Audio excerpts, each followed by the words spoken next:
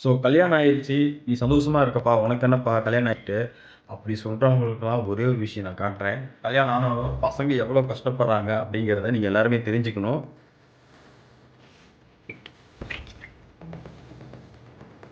"அப்பா நீ சூப்பரா சாப்பிட்டு நல்லா உடம்ப நல்லா மெயின்டெயின் பண்ற." அப்படின்லாம் சொல்றாங்கல்ல. அவங்க எல்லாத்துக்குமே பார்த்தீங்களா? இதான். ஏன்னா வந்து என் ஒய்ஃப் வேலைக்கு போறாங்க. அவங்க நைட் டியூட்டிலாம் வந்துட்டாங்கன்னா சரியா சமைக்க மாட்டாங்க. ஸோ மீதி டைம் மட்டும் சமைப்பாங்களான்னு கேட்டீங்கன்னா, இன்னைக்கு நைட் டியூட்டி அவங்கனால வந்து உடம்பு முடியல. அவங்க ரெஸ்ட் எடுத்துட்டு இருக்காங்க.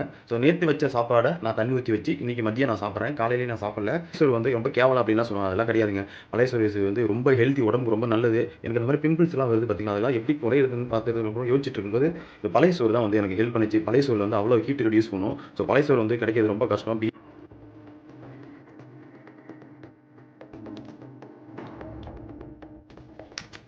அவ்வளோ வரப்பா செம்மையா இருக்கும். யாருக்கெல்லாம் பழைய சோறுலாம் ரொம்ப பிடிக்கும், பழைய சோறுலாம் ரொம்ப ஹெல்த்தி அப்படின்னு நினைக்கிறவங்க கீழே கமெண்ட் பண்ணிடுங்க.